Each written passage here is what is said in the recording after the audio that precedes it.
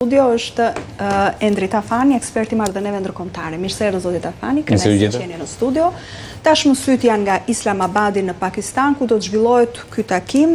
Zëvendës presidenti amerikan J.D. Vance udhëton drejt Islamabadit. A ka shenja për një progres për arritjen e një marrëveshje reale, pra për një progres diplomatik? Çfarë mund të ndodhë në Pakistan? Ajo që është marrë gjatë gjithë kësaj periudhe në të cilën ka qenë bisedimet, ka qenë një, si thua, një konfuzitet nga ana e palës iraniane. Nëse ne jemi të sigurt, po themi, për atë që përfaqëson palën amerikane, pra është J.D. Vance, është Jared Kushner, është dhe Steve Witkoff, të cilët përfaqësojnë një vullnet politik të presidentit të Shtetit Bashkuar, i cili pastaj mund të përkthehet në një rezultat konkret në terren. Nga ana iranianëve ti nuk e ke të sigurt se kush përfaqëson kë.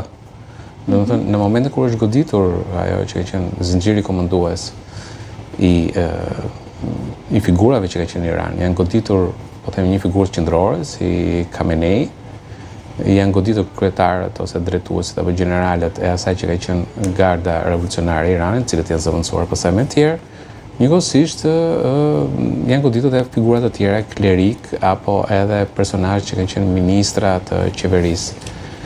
Në këtë moment kur mungen ka çështje përfaqësimi kur është një luftë për pushtet midis fraksioneve që janë aty brenda, sepse askush tashmë, pra nëse më përpara ka qenë një figurë si Khamenei, i cili i mbante, se thua, gjithë pushtetin në dorën e vet, të gjithë i bindeshin atij sepse kishte autoritet suprem, tashmë mungon një figurë qendrore. Dhe po vihet re një ndarje e madhe midis asaj që është ana e ekzekutivit dhe e legjislativit, të cilët fundit janë individ apo politikanë të cilët e kanë marrë votën e popullit për të qenë ato pozicione, të gardës revolucionare, e cila në ana tjetër, po themi, është ajo e cila ka realisht pushtetin ushtarak në vend edhe në një farë mënyrë edhe pushtetin ekonomik, për mënyrën se si është ndërtuar në Iran. Kështu që ka një luftë midis tyre dy palëve, dhe ndërkohë pala e tretë, ata që janë mullahët, ana fetare, klerikët, ngelin si të heshtur, sepse nuk është shfaqur asnjë prej tyre.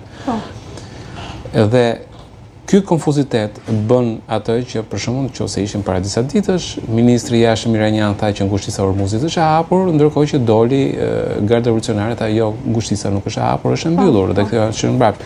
Pra, ka një luftë për pushtet midis të dy palëve, në të cilën ata që janë më të moderuar duket se janë ata të cilët janë pjesa e zgjedhur nga populli, pra qeveritar apo europarlamentar, dhe në krau tjetër ti ke atë pjesën e gardës revolucionare, e cila është pjesa më e rënde, domethënë më agresive, po themi, dhe por realisht ka pushtetin, që do të thotë, nëse vjen dikush i cili do të nënshkruajë një marrëveshje, sa e vlefshme do të kjo marrëveshje që të dyja palët të bien dakord. Pra, nëse vjen dikush nga ana e qeverisë apo nga ana e parlamentit për të nënshkruar një marrëveshje, a do i bindet garda revolucionare kësaj gjëje?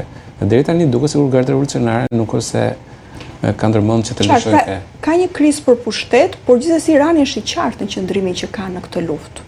Jo, Irani nuk është i qartë në qëndrimin që ka në këtë luftë, sepse ka një për të vijuar luftën dhe për të mos u ndalur.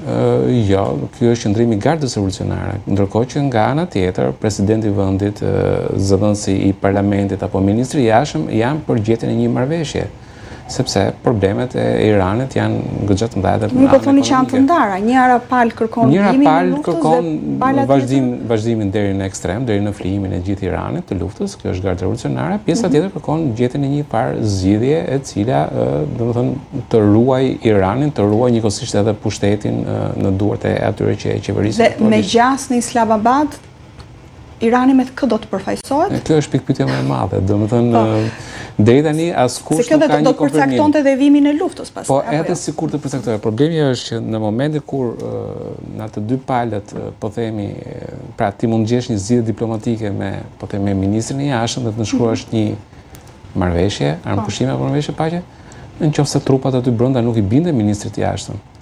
Çfarë efekti do ketë kjo realisht në konkret? Që do të thotë, kur pushteti realisht është në duart e gardës revolucionare, pra në këtë moment në Iran, do të duhet të bësh llogarit me gardën revolucionare. Pra do të duhet që të kesh një përfaqësues të Gardës Revolucionare në delegacionin e bisedimeve.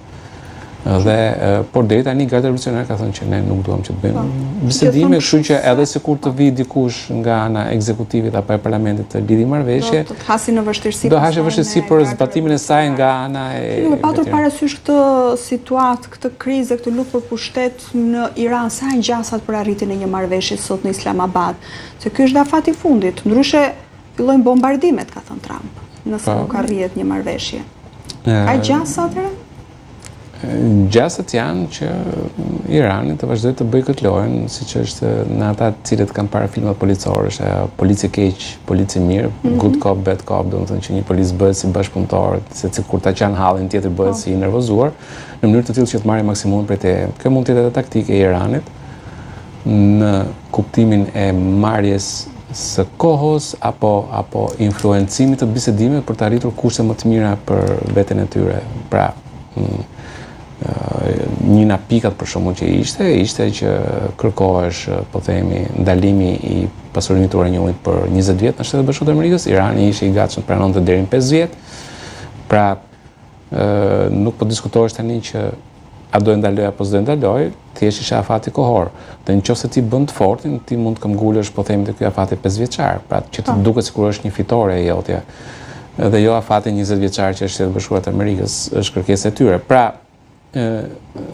kjo ndarje, si thua, luftë për pushtet brenda Iran e bën të vështirë arritjen e një marrëveshje, por njëkohësisht e bën Iranin në një pozicion të cilin mund të nxjerrë dy pozicione në tavolinën e bisedimeve. Mund të nxjerrë një pozicion moderuar dhe një pozicion të egër, të cilat ti mund t'i japi dorë në një farë mënyrë në negociata. Pra të thotë, unë e kam vullneti, po s'kam që bëj Gardës Revolucionare, kështu që ti duhet të pranosh një kërkesë pak më të fortë nga ana ime. Pra është edhe taktik, po njëkohësisht është edhe diçka e cila vën pikpyetje pastaj që çfarë realisht mund të arrihet aty. Zoti Tafani, cilat janë kushtet më minimale që do të bënin që si Irani dhe Shtetet e Bashkuara të Amerikës të arrinin një marrëveshje? Është programi, I pari është programi bërthamor. Është në mënyrë absolute programi bërthamor. Pra Iranit nuk do donte Shtetet e Bashkuara të Amerikës që të kishte sasi uraniumi të pasuruar, të mundshme për të krijuar armë bërthamore. Tani rreth 460 kg uranium i pasuruar që janë deri tani në 60%.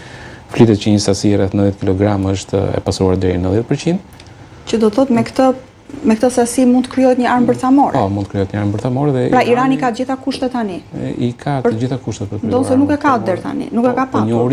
Mënyra e krijimit të armës bërthamore pak a shumë nuk është ndaj sekret i madh. Irani tani ka mundësinë edhe po themi për 3-4 muaj që mund të krijojë armë bërthamore. Pra të krijojë bombën në vetë. Është mos krijo armën bërthamore apo ndalo pasurimin e uraniumit. Uraniumi duhet të jetë i pasuruar deri në gradën 90%. Që të përdoret për armë bërthamore. Uraniumi që përdoret në industrinë, pra po themi në atë që është centralet bërthamor, është në grada 3% deri 5%.